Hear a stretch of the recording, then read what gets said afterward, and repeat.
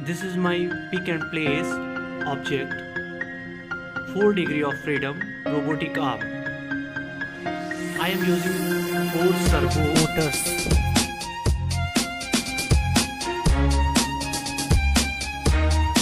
I am using a Raspberry Pi for GPIO signals. I am using the Python language for coding. The GitHub code link is in the description.